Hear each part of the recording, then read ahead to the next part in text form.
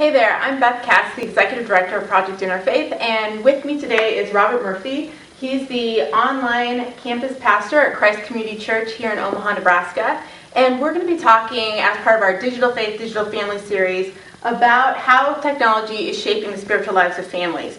And so I'm really grateful that you're able to join us today, Robert, because I feel like given your job and your work, that you can really speak to this. So can you talk to us a little bit about how you see, well, first of all, just tell us a little bit about your job and how technology fits into this. Right, so you say online campus pastor, well, what is that? And kind of in a nutshell, we have church online every Sunday, and we're starting to have additional services during the week.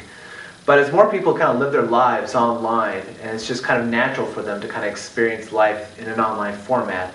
And a lot of people also, they go online to kind of test things out before kind of going to experience it in a physical manner. So in February of this year, we launched our online campus where we stream our services live, and then while that's going on, we have a chat window right next to it where I'm interacting with people who are watching the services. So we have roughly about 250 people on a Sunday morning who watch the service, and for them it's a safe way. For some it's safe to engage with the church in that fashion. For others, they just want to test out the church before they kind of make that step.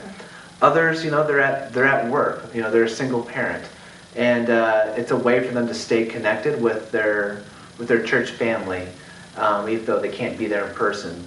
And I'm engaging with them. I'm praying with people online, and then I'm following up and connecting with them throughout the week on the pastoral sense. So that's kind of a rough summary of kind of what my job kind of entails. And what inspired this position? I mean, was this something you saw happening among other churches, places of worship, or was this something that kind of internally came about? No, it's a great question. There were a few churches that were kind of pioneering it. The main one is called lifechurch.tv. They're based out of Oklahoma, and that's kind of the main thrust of their ministry. For me, I kind of got into it accidentally. I was always kind of doing the creative work and always kind of aware of trends that were happening. So you saw more and more just kind of being more and more products and aspects of life that were just had that digital aspect to it. And I was actually considering another pastoral position at the church I was interested in, and then I just thought, you know what, this isn't the right thing for me. And one of my leaders said, well, hey, have you heard of digital church? And I'm like, yeah, I'm familiar with it. And they asked me to kind of research it and see if it could be something that we could, that Christ Community Church could employ. And so did some research over a couple of months and thought, absolutely, we can do this. And then through that research, I kind of got a real passion for it because I saw it as a way of connecting with the next generation, the up-and-coming generation, connecting with people who are standoffish with the church, and understandably so.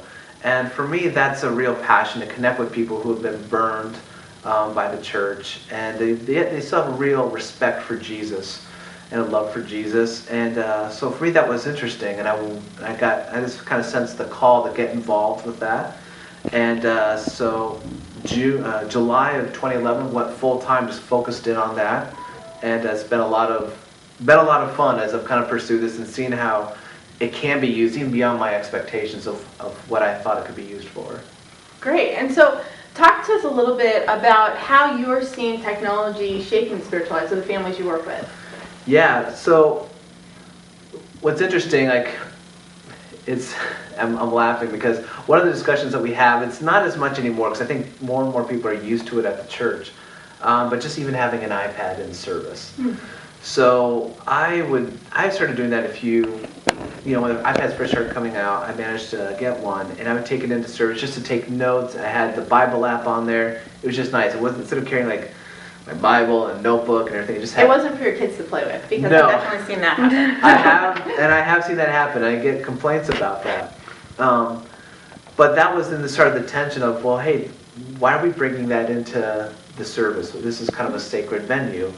And so then we had a lot of communication with different generations, different upbringings as to, what is our overall mission? We do want to show respect to people, but ultimately we want people to connect with God. We want people to connect with Jesus. And if someone's connecting, they're able to better connect through an iPad. We need to encourage that and foster that. So I've had a number of conversations with people just helping them kind of take a step back and see the big picture as to why this is a good thing. But then also for those who are, technologically inclined, just helping them understand the other side of the coin and see, hey, we still need to show respect. We're all on the same team. Let's not. The church has a bad history of like splitting and fighting over secondary and menial issues. Like, hey, we're all here for the same thing. Let's focus in on that. So just in the church sense, in a worship sense, that's one thing where we've seen some tension.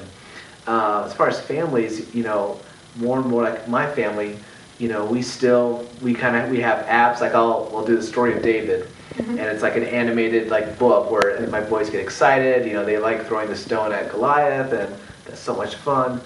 But we also make sure to have times where it's just reading and just kind of detaching from technology.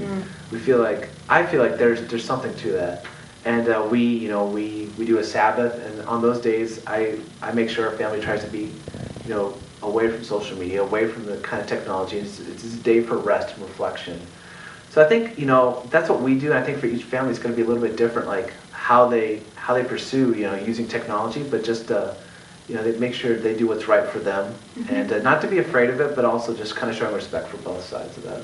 So you just mentioned the fact that you're a parent, and I'm just wondering, like, how do you know where to like set the boundaries? I mean, was this just trial and error, or did you give some intentional thought, or a combination? Both. I mean, my wife and I, my wife Jana, she has a Mennonite upbringing, so there's technology, but just a lot less than what I was used to growing up in the city. She grew up kind of amongst the Amish in Ohio. So for us, we had a lot of conversations. I think that's important for us, just making sure we're on the same page, because my expectations were definitely a lot different from hers. So once we kind of talked through that, we were able to kind of have a game plan just to interact with our boys. Of course, they interact with other kids, and they, some kids have they have technology at their fingertips at all times, and that's not bad. It's just different from what we do. So we have to work with our boys a lot and help them understand why we can't always be playing games on my iPad. Yeah. And it is a lot of trial and error. And I think there's not necessarily a formula, but I think we're always aware, not to be a slave to it. I don't know if that's the best term, but just I want them to grow up where they can like put down like the technology. You hear stories nowadays of kids and even adults, like they can't put down their phone. Yeah. And I don't want them to be raised like that. I want them to be able to use technology for it to be a great thing in their life and their spiritual development. But I don't want it to be like they can't function without unless they have it. So I mean, that sounds like well, I know myself. I mean, I have a strong connection to my iPhone, and it's very difficult for me to be away from it. I'll freely admit to it. I get the iPhone shakes when I am away from it for too long. So I can only imagine. I mean, and we didn't grow up with iPhones. Right. This is something that's been more introduced in our adult life. So I'm thinking with children, these days, this is just kind of a natural part of how they experience the world. Yep.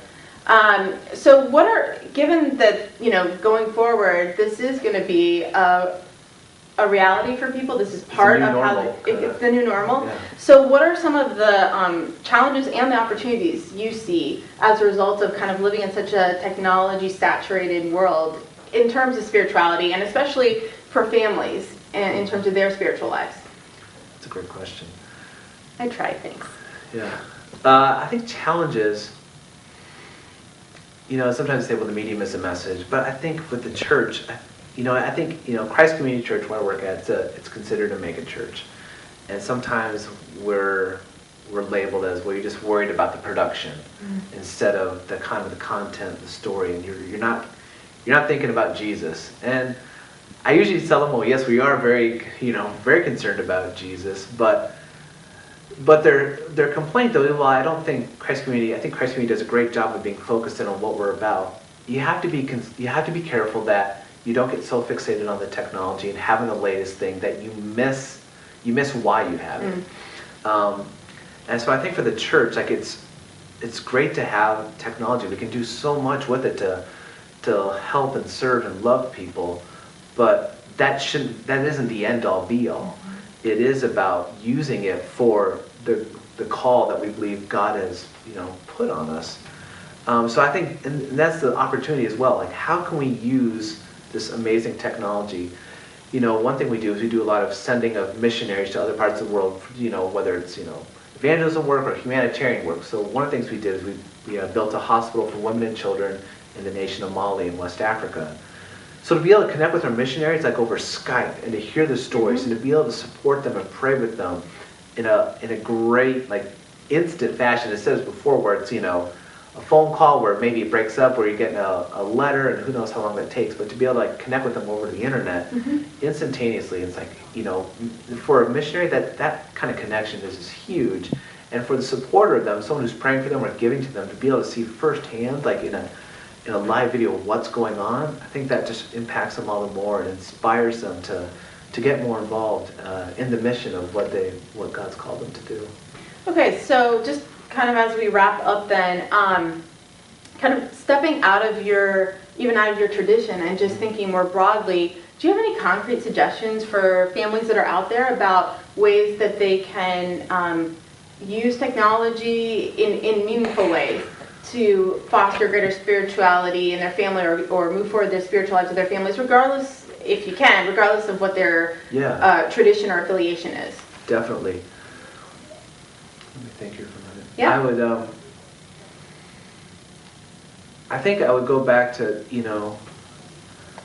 obviously I'm well versed in Christianity, but I think for any faith, don't let the technology get in the way of the message. I think that's always a key thing. But then look for those ways to where you could leverage it, to multiply your faith maybe, or to accentuate that faith. I think there's a tendency sometimes where we fear what we don't know. And we don't understand things, so a lot of people's natural inclination is just to respond with violence or hate or just shut it down or to put up a wall, to shun it. And I think, like you said, this is the new normal. And we know it's going to be around. Technology is going to be here. Having smartphones and these apps, that's the way it is. So to kind of embrace that, say, all right, if this is the way it's going to be, I don't want my faith to diminish. I don't want it to, I think it's a great faith. So how can we use this to continue this telling what we're about for next generations, for future generations, so we're not just kind of marginalized. So I think trying to look at it as an opportunity to kind of keep things going. So it's a great tool for transmitting your values and culture, and probably in some ways recording that so that you can continue that in your family. And it sounds like also from what you mentioned, it's a great opportunity to just open up avenues for connection and broadening your community. Yeah. Well, thank you so much, Robert, for stopping in and speaking with us today. Again, I'm Beth Katz, Executive Director of Project Interfaith, and this was part of our Digital Faith, Digital Family series. Tune in again. We'll be having some more videos with other insightful thought leaders and people using technology to further the spiritual lives of families and community. Have a great day.